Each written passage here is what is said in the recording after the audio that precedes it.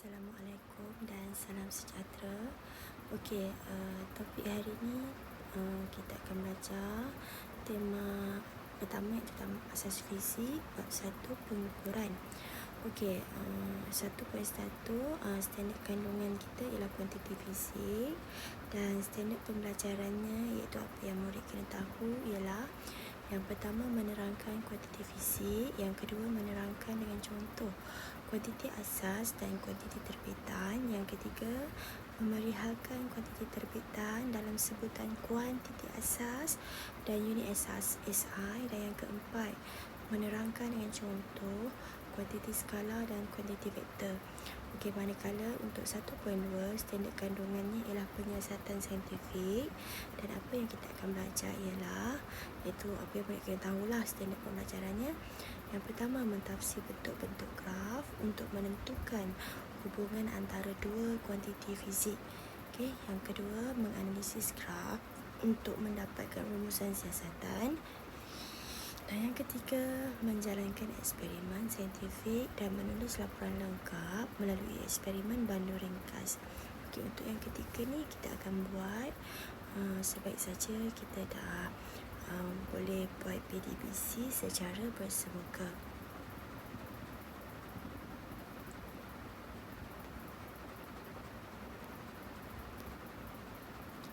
Okey, kita tengok dulu kuantiti fizik. Okey, apa itu kuantiti fizik? Kuantiti fizik ni ialah kuantiti yang boleh diukur. Okey, kuantiti fizik ialah kuantiti yang boleh diukur di mana dia mengandungi magnitude dan unit. Okey, dia ada magnitude dan unit. So, apa itu magnitude? Magnitude ni ialah nilai. Okey, nilai dalam bentuk nombor. Okey, unit tu unit untuk apa yang kita ukur tu lah. Contoh, kalau kita ambil jisim, kita ukur jisim. Okey, contohnya jisim 50 kg. Okey, jadi yang 50 ni ialah magnitude dan kg ni ialah unit.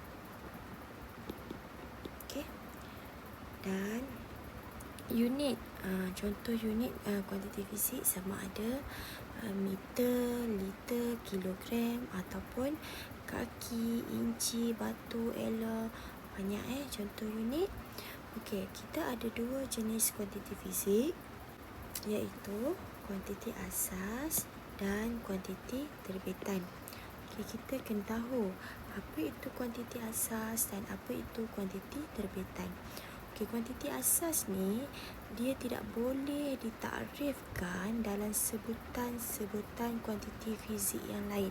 Contohnya panjang, jisim, masa, suhu, arus elektrik, keamatan berluminositi dan kuantiti bahan.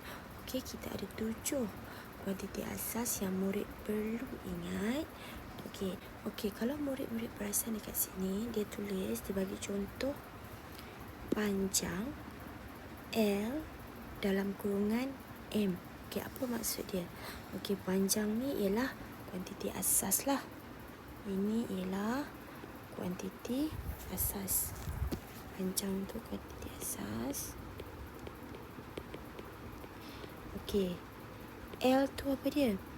L ni ialah simbol bagi kuantiti asas.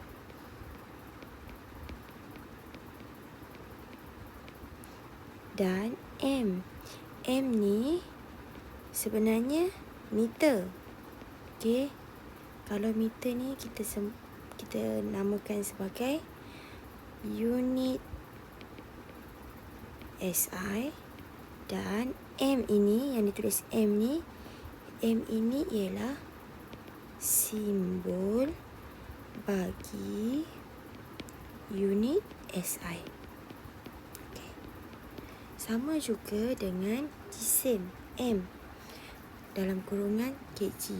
So jisim ni ialah kuantiti asas, M ini simbol bagi kuantiti asas, dan kg ini simbol bagi unit SI. Okey, kalau dalam nama dia, dalam unit SI-nya kita panggil kilogram. Okey, kg itu adalah untuk kilogram. Samalah dengan yang lain. Okey, manakala kita tengok pula kuantiti terbitan. Apa itu kuantiti terbitan? Okey, kuantiti terbitan ialah kuantiti fisik yang terbentuk daripada gabungan kuantiti asas. Okey, maksudnya yang 7 kuantiti asas tadi bila digabungkan ianya akan membentuk kuantiti terbitan. Okey, macam mana cara digabungkan kuantiti asas tadi? Dengan cara sama ada pendarapan, pembahagian atau kedua-duanya. Contoh bagi kuantiti terbitan ialah selain daripada kuantiti asas. Kita ada 7 kuantiti asas, jadi selain daripada itu ialah kuantiti terbitan. Contoh luas, L darab L. Okey, kalau kita tengok dekat kuantiti asas tu, L ni adalah untuk panjang. Jadi luas ni adalah gabungan panjang darab panjang. Sama juga dengan isi padu, L darab L darab L. Maksudnya panjang darab panjang darab panjang. Sama juga dengan ketumpatan, M bahagi V.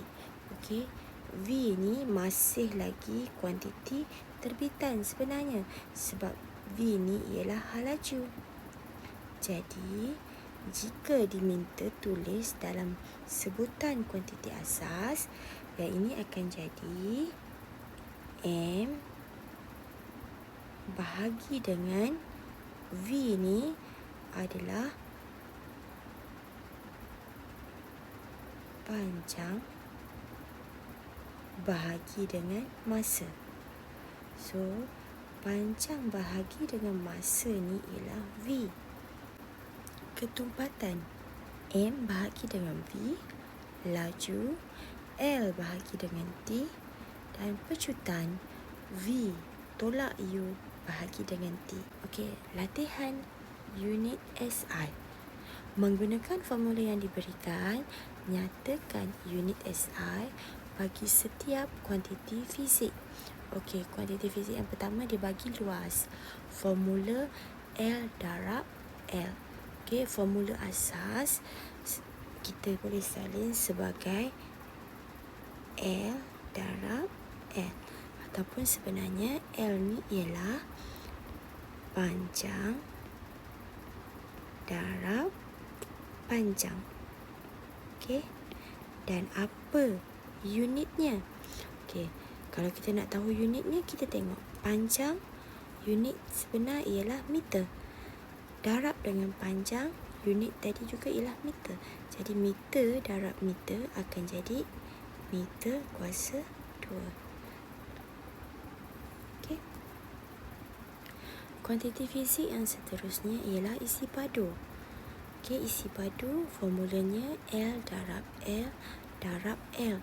Formula asasnya kita boleh tulis L darab L juga, atau panjang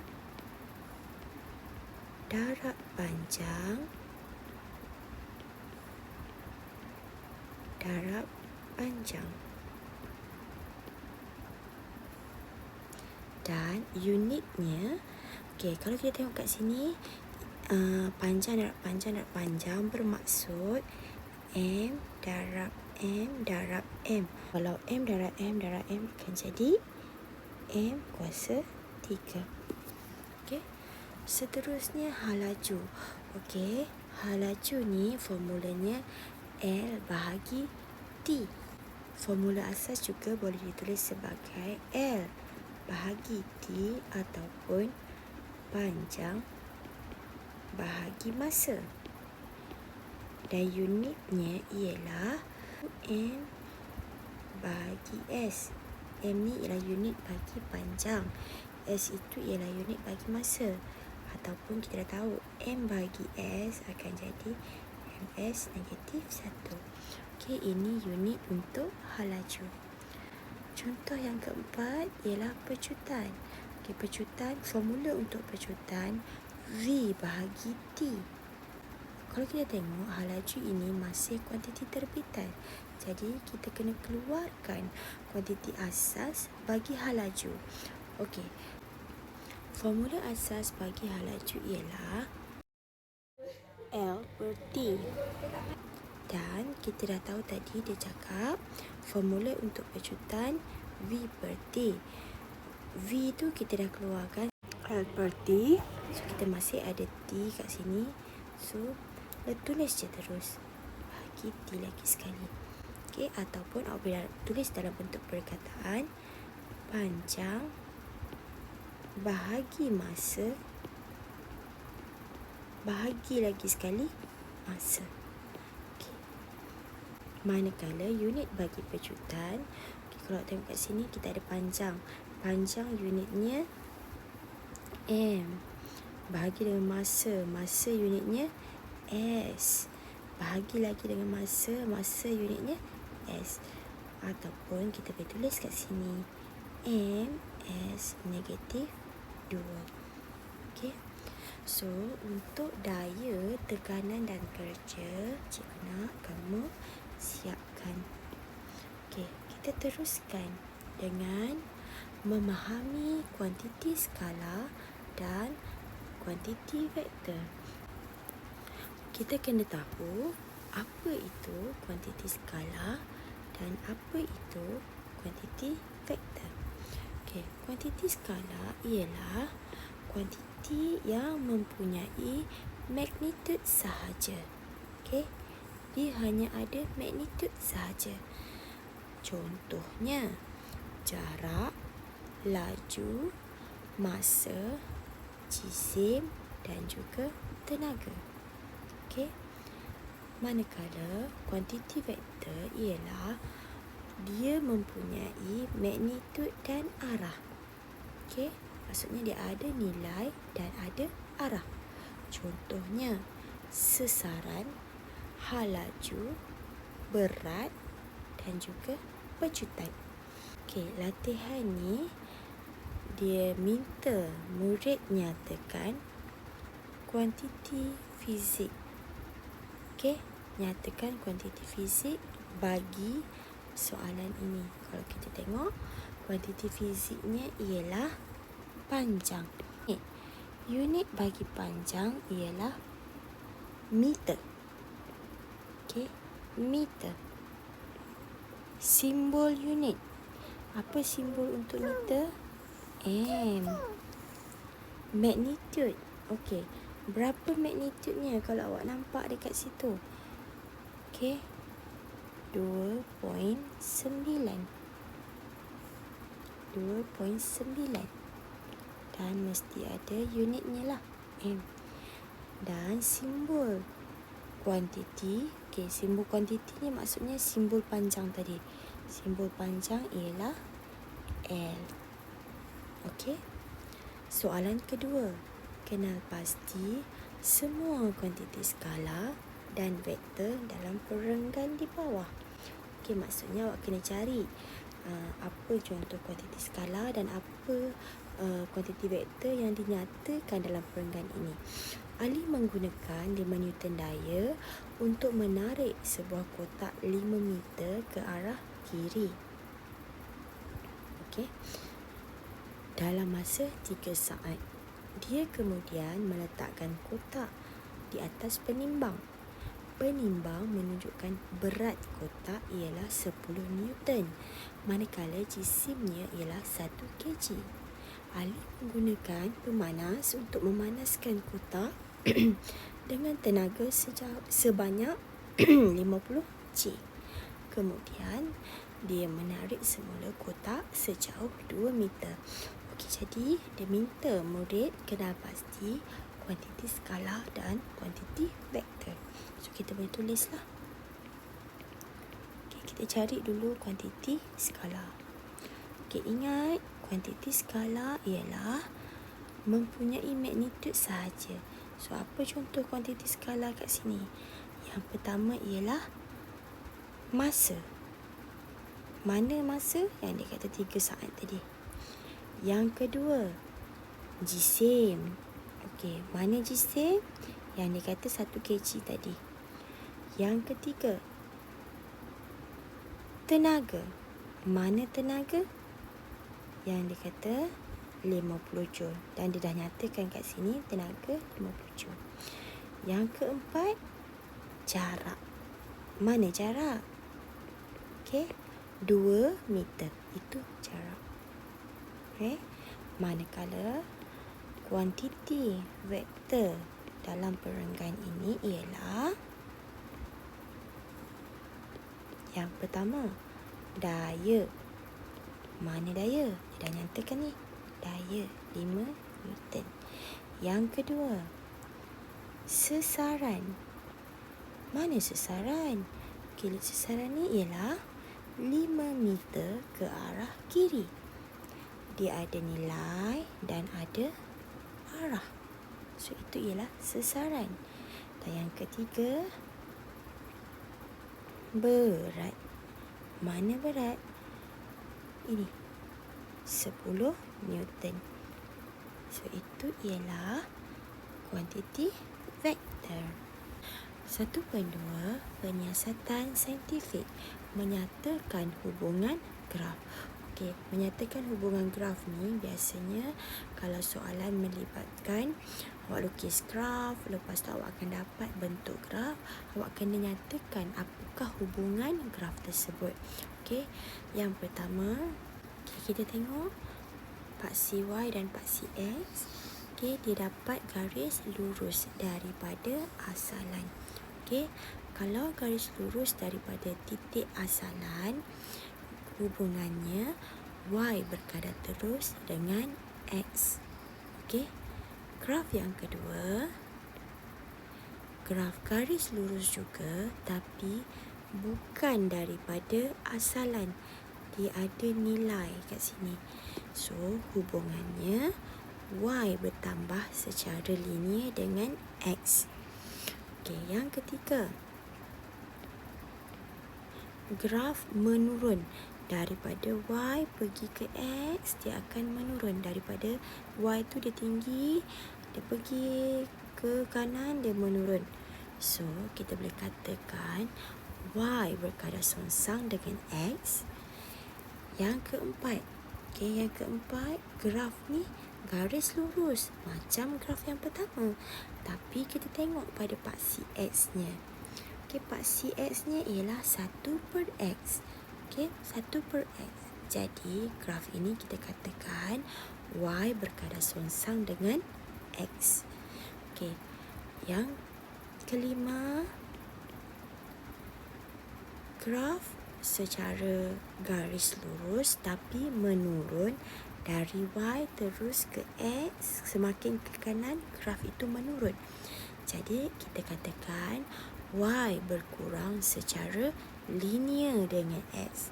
Okey, graf nombor 2 dengan nombor 5 macam sama, tapi satu bertambah secara linear dan satu lagi berkurang secara linear.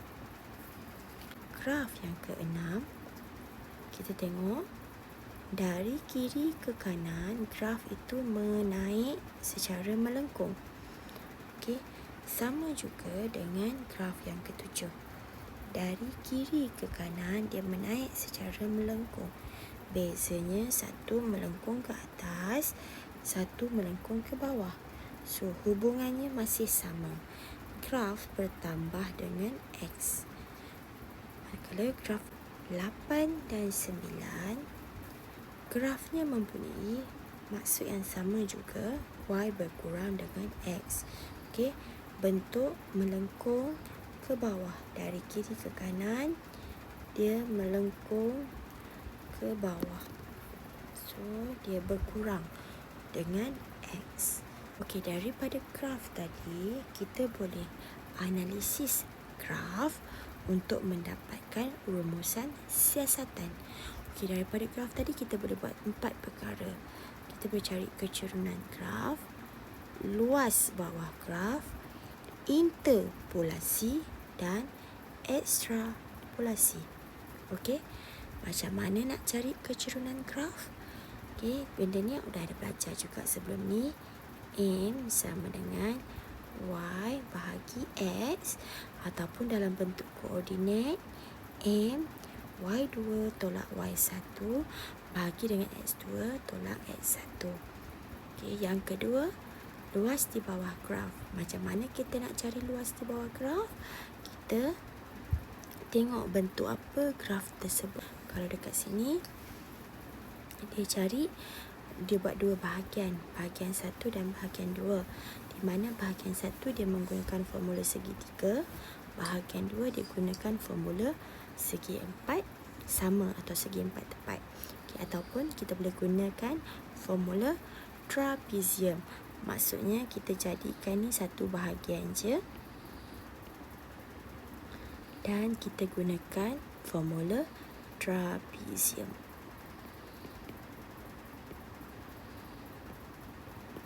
Pun boleh.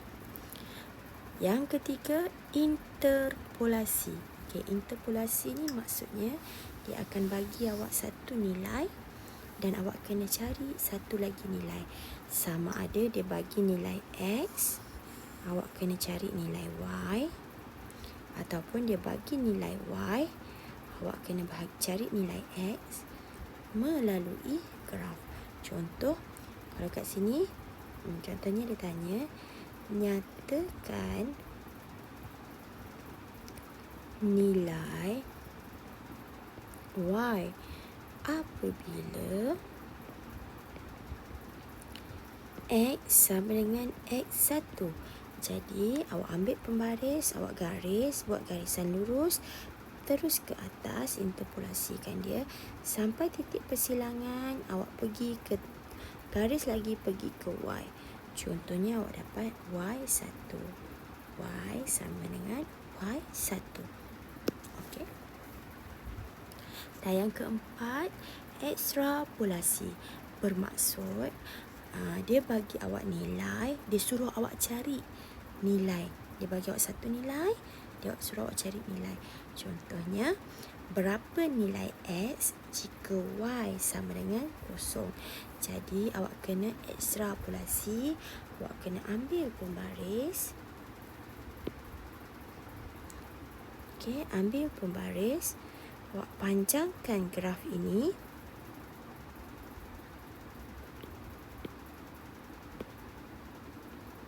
Garis. Okey, awak ekstrapolasi. Pastikan garisannya tepat ya. Lepas tu, contohnya dekat sini, kalau dia kata berapakah nilai Y jika X sama dengan 0. Okey, Y berapa? Ataupun berapakah nilai X jika Y sama dengan 0. So, X berapa? Macam mana cara kita nak tengok? Okey, kat sini cikgu bagi contoh 2 poin. Poin A dan poin B. Okey, kalau awak nak cari X sama dengan 0, Y tu sama dengan berapa? So, jawapannya berada pada poin A. Okey, jawapannya berada pada poin A. Manakala, jika awak mencari Y sama dengan 0 dan X tu sama dengan berapa, jawapannya berada di poin B. So, awak akan baca nilai dia dekat sini berapalah. Adalah nilai dia. Okey. Latihan ni, awak tengok dia bagi graf. Dia dah bagi nilai. Menggunakan graf di atas, jawab soalan berikut. Yang pertama, dia minta awak cari kecerunan graf. Okey. Dalam fizik, cikgu sangat menekankan supaya murid menulis formula setiap kali menjawab soalan. Jadi, untuk formula kecerunan graf, M sama dengan Y2 tolak Y1 bahagi X2 tolak X1. So, kita ambil satu point. Okey, katakan cikgu ambil dekat sini. Point sini 10, 10. Dan point satu lagi cikgu ambil dekat sini. 40, 20. So, cikgu anggapkan di sini, cikgu labelkan dekat sini sebagai X2, Y2. Dan di sini X1, Y1. Jadi, Y2 sama dengan 20 tolak Y1. 10 bahagi X2. 40 tolak X1. 10. So, kamu akan dapat 10/30. Okey. Jawapan mesti ditulis dalam perpuluhan. Jadi, jawapan ini kita akan dapat 0.33. Sekurang-kurangnya 2 titik perpuluhan dah memadai. Okey. Soalan B. Luas di bawah graf. Okey. Bila dia minta murid cari luas di bawah graf. Okey, awak tengok graf ni. Jadi, awak kena panjangkan buat garis. Dan jadikannya satu bentuk. Okey, panjangkan ke bawah. So, bentuk apa yang kita akan dapat? Bentuk trapezium. Okey, jadi gunalah formula trapezium. Luas sama dengan 1/2 darab A tambah B darab C. Okey, jadi yang ini murid kira. Okey, C dia minta awak cari nilai Y apabila X sama dengan 20. Jadi, awak pergi dekat X, awak tengok nilai X 20 di sini. Ini awak guna kemahiran interpolasi. Ambil pembaris, gariskan. Okey, dah jumpa titik persilangan, terus menuju ke Y. Okey. So, dekat sini jawapannya. Okey, jawapan yang cikgu terima adalah di antara julat 10 hingga 15. Tapi kalau buat 10 memanglah tak logik, ataupun buat 15 tak logik. Jadi range ni lah cikgu akan terima. 11 ke, 12 ke, 13 ke, 14. Okey, diterima je lah. Okey, itu cara nak cari. Yang D, nilai X apabila Y sama dengan 15. Dia suruh awak cari nilai X bila Y ni sama dengan 15. Guna kaedah yang sama interpolasi tadi. Okey. So, E dan F cikgu nak murid jawab sendiri dan hantar jawapan pada cikgu melalui Telegram. Terima kasih. Assalamualaikum.